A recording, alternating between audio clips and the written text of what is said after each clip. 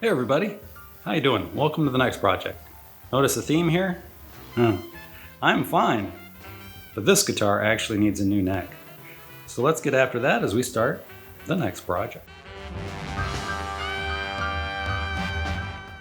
I really need to be careful what I think about or what I wish for because things happen. And I have another Epiphone with a broken off headstock to work on.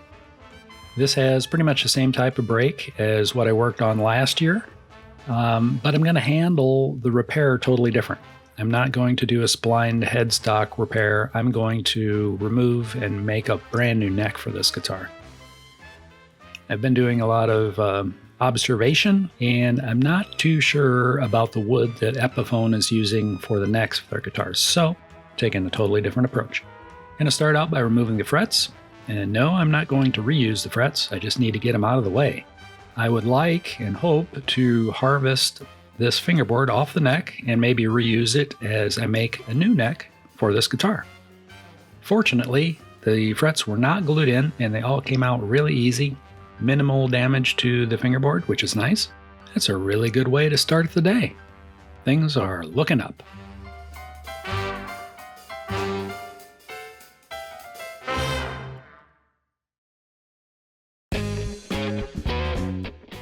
Okay, so I'm not going to do a splined headstock repair. So what am I going to do? I am going to make a new neck. That sounds like a big challenge.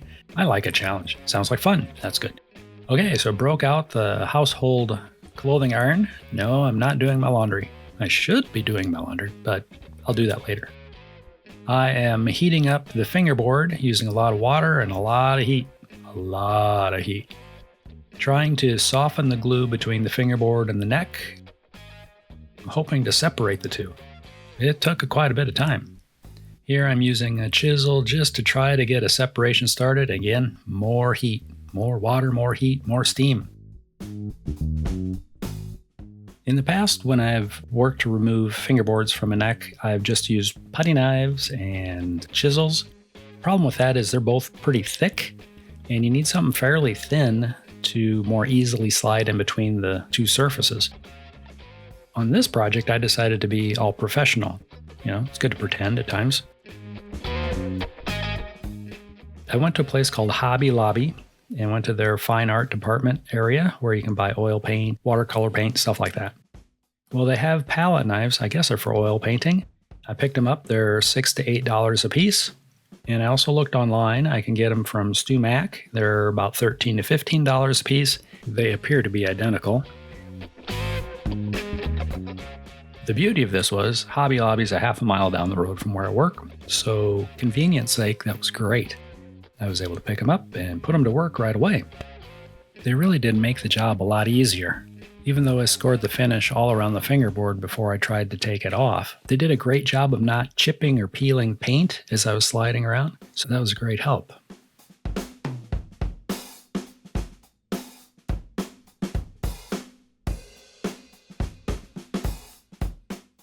More heat, more steam. Final moments before the fingerboard comes off here. Anticipation, and boink, there it is. Ooh, looking good, yeah.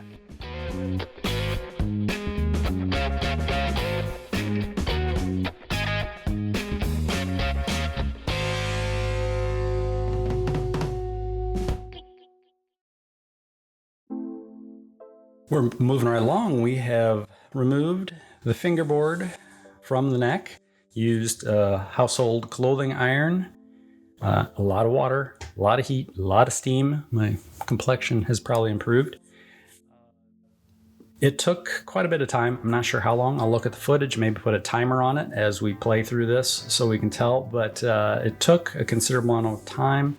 I've removed other fingerboards that came off much quicker. I've also attempted to move some others that never came off and had to be removed by mechanical means, basically chiseling them or routing them away. So I'm glad this one did come off. I hope to reuse it on the new neck that I'll be making for this guitar, but we'll see how that goes. Also harvested the truss rod out of the guitar, and it's in great shape except for a little tear in the protective condom that's on the rod. That's fine. Next will be to remove the neck from the body as cleanly and pristinely as possible, hopefully. I have my doubts. I've got a plan 1, 2, and 3 for that. Plan 1 is to peacefully remove, and peacefully meaning in agreement with, the body giving up the neck, 2 clean pieces coming apart. I would like to harvest the neck from the body in one piece so I have kind of a template to use to make the new neck. That's my hope. Reality may be somewhere else. So let's find out as we continue the next project.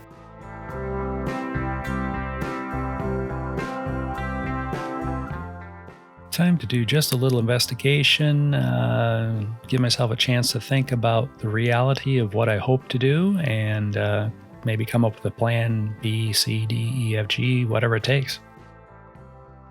Okay, we did a little bit of peeking under the hood here to see how the neck is installed, and this is kind of what I call an offshore LP or big body style guitar kit neck to body union. I did some poking around, and there's a deep route right here that I could check for depth, and it's the same thickness as the depth of the neck. I checked in the shallow route here, well, it's not shallow, the route here, and that is the same depth as the neck. So what happens is this neck back here at the heel is full thickness all the way back to the end. It's not a step down tenon like you might find on a Gibson Les Paul. Since this is an offshore Epiphone Les Paul, they're building things their way, and this is very much what I see in a lot of LP style kits, this type of neck to body union, and that's fine. So I think what I'm going to do is take a saw, cut this part of the neck away, set up a little routing fixture of some sort, and route away where the old neck was, and I'll just make measurements and start working on a new neck. That's the plan. Let's get started with the next project. It's always good to have something to clamp the guitar to when you want to saw the neck off. I was going to put it on my lap, but I figured it'd be bad if I cut through my leg. That would not be good. Once the neck was off, I was like, wow, this thing is so light. Put it on a little bitty scale. It's a postal scale. 220 grams. I've mailed Christmas cards that weigh more than that.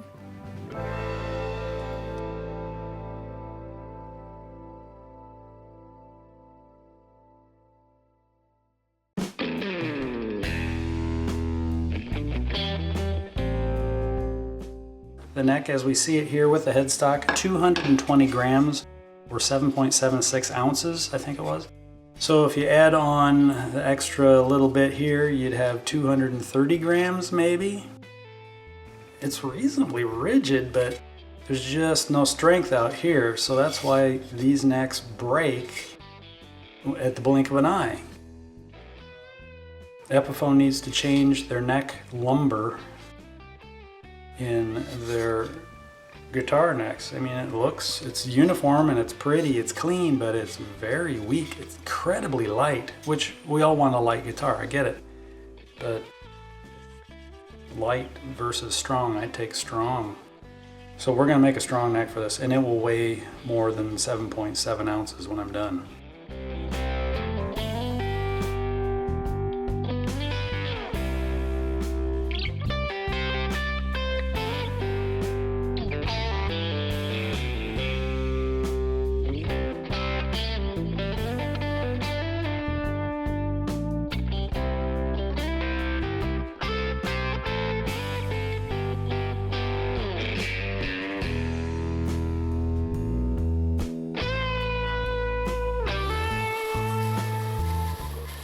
I decided to go with some hard maple for this, for the new neck. I'm splitting it into 3 pieces. I'll be flipping it to hopefully improve the stability of it. Here I'm planing the outer 2 pieces down to the same thickness, and the center piece is a little bit narrower. Getting them all stacked up and figuring out the orientation that I want, and measuring for length of what I'm going to need. I did cut them closer to length, so I do have some scrap, like 8-inch long pieces of scrap left over for other things as I need. laid out and snapped off some walnut veneer that I'm going to put down the middle of between the 3 pieces. So it's kind of a 5-ply neck now, 3 maple and 2 walnut veneers. So it has 2 fine walnut pinstripe racing stripes right down the middle. It's going to look cool. If you saw the big orange Gretsch style guitar, this is the same type of neck construction that I did on that guitar. It looks really good on that one, so why not do it again?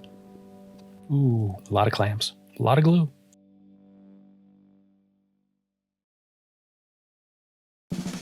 In an attempt to keep this looking like and being branded as an Epiphone Les Paul, since we're making a whole new neck, what do?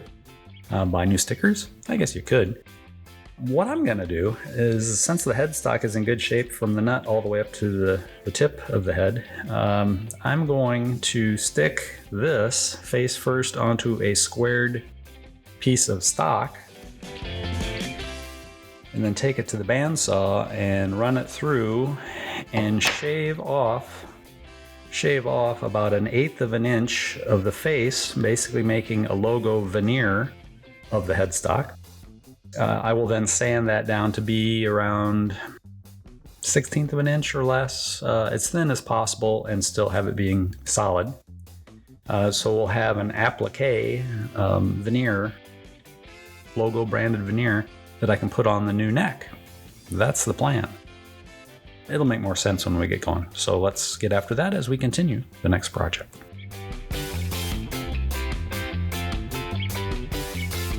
Since I'm trying, or at least thinking about trying, or hoping to save the Epiphone branding on this guitar, and I don't want to buy stickers and put stickers on, I like to keep something that's original on this guitar that says Epiphone. Don't know why, but I just want to. I did square a chunk of maple, which is the piece that I have the headstock stuck to, and I ran it through the bandsaw to shave off, like I said, about 1/8 of an inch. Now I am spending way too much time trying to thin out that slice of veneer that I basically cut off. And it's going really well, but it's a slow process. And I keep checking it to make sure I'm not cutting grooves in it or anything nasty, but once I'm all done with that, I might come up with a better idea how to do this. Learn by experimenting. All right, we're moving right along. We have applied the headstock, broken off headstock, to this squared piece of lumber using some blue painter's tape and some double-sided adhesive pattern tape. Initially, ran it through the bandsaw, shaved off about 1/8 of an inch thick piece of face veneer off of the headstock. I then took it to my drum sander, a thickness sander, I guess you could call it. Ran it through a lot of times, very, very small increments, got it down to where it was about 1/16 of an inch thick, and I started going, I wonder if I can get it thinner. Can I get it thinner? Can I get it thinner? And I've got it really thin. We'll measure it in just a moment. I'm guessing it's 1.5 millimeters thick, 1 millimeter thick, something really thin. Actually, you can maybe start seeing some black coming through in a few areas, and that would be the face paint or veneer or whatever they used at the factory to put their logos on this headstock. So we've got it down that far.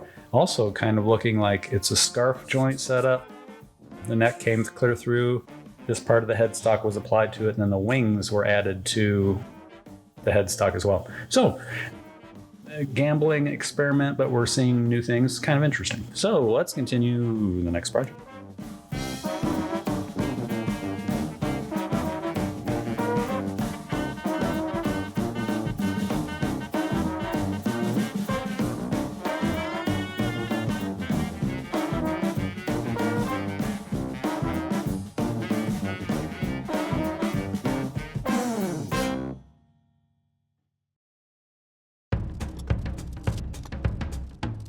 Off come the clamps, and going to be scraping away quite a bit of glue, but it's looking good. Everything's nice and straight.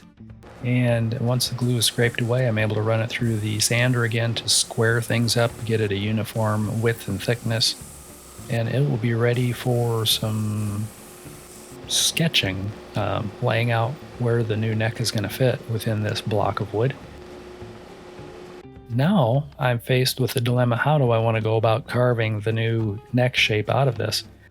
As I mentioned, this neck is going to be very similar to the big orange Gretsch style guitar I did almost a couple years ago now. I'm thinking and planning of harvesting the neck from this block of wood in a slightly different way. But what will that be? Ooh, cliffhanger. I'm going to surprise you in a video or so, and we're going to try something a little different. Once again, always trying something different. John, why don't you just do it the same way, save time, just get it done? What's the fun in that? Wait a minute, what's going on? We're at the end of the video already? We haven't got this thing done yet. Oh boy.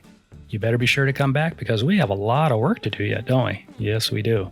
Please subscribe, like the video, leave comments because I love hearing from everybody. That's all really important. Until next time, please take care of yourself and those around you. That's really important. If you have a dog, take it for a walk. The dog will appreciate it. Take care.